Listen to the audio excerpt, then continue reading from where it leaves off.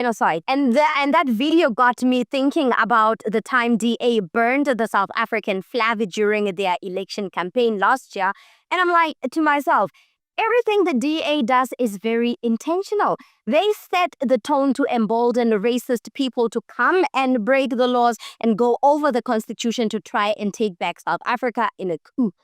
I'm only understanding now what the DA advert meant when they said they are burning the old South Africa and reviving the new South Africa.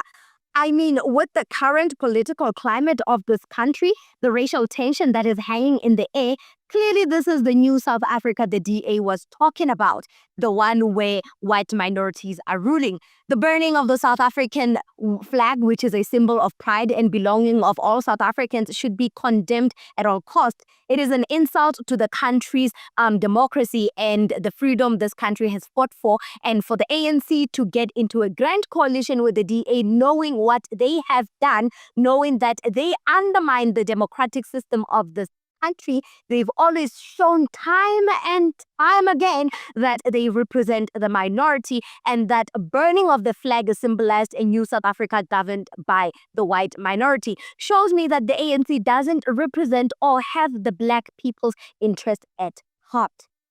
The ANC choosing to lay in bed with a party that admitted to representing only white people and promoting private sector interests over putting all South Africans first, emboldened closeted racists to come forward and display distasteful behaviors online without fear and shame.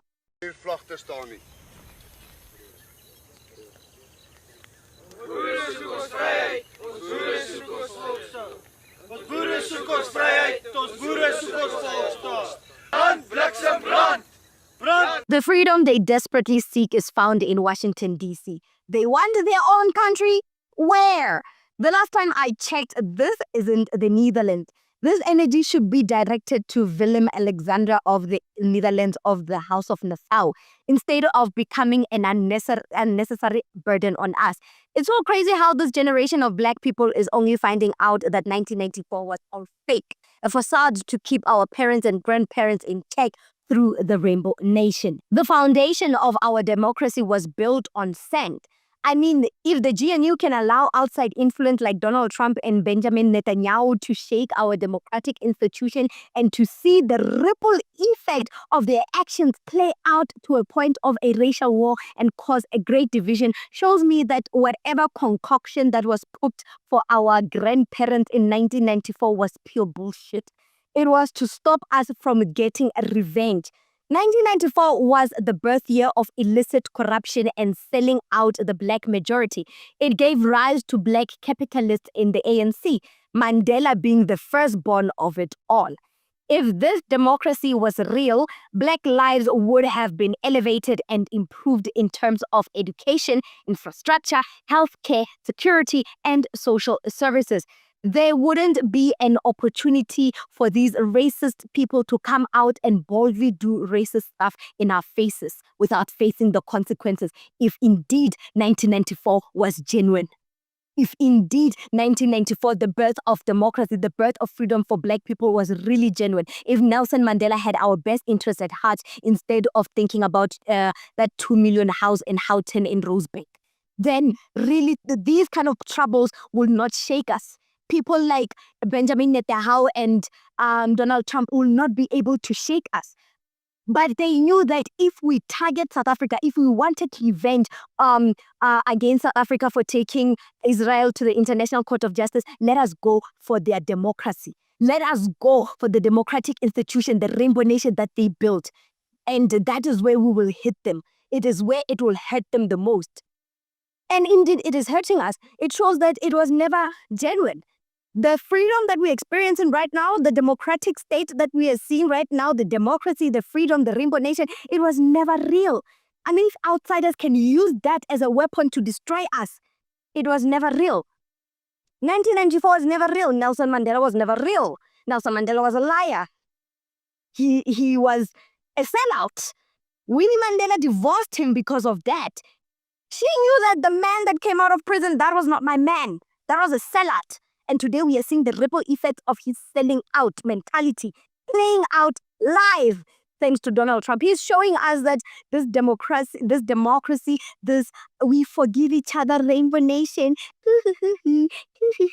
Yeah, no, it's fake. And it's the weapon I'm going to use to get my revenge and to hurt South Africa. And here it is.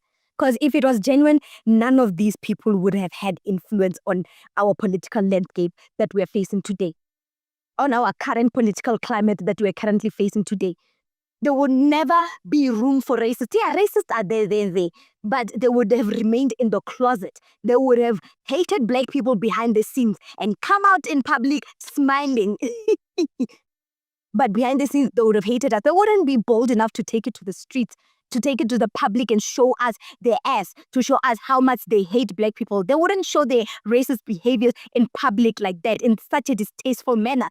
There wouldn't be space for that if we were genuine, if the Rainbow Nation was really genuine.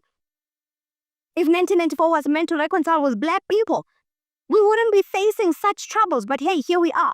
It shows that it was all a lie.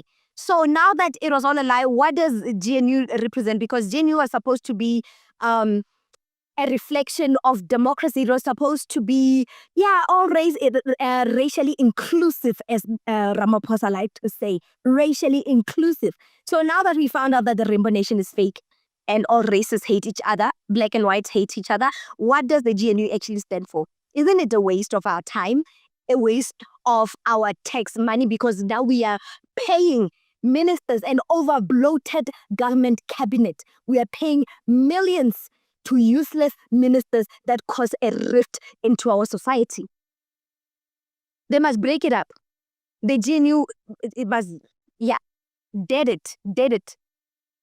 None of them wants to work from the GNU because there's a lot to benefit.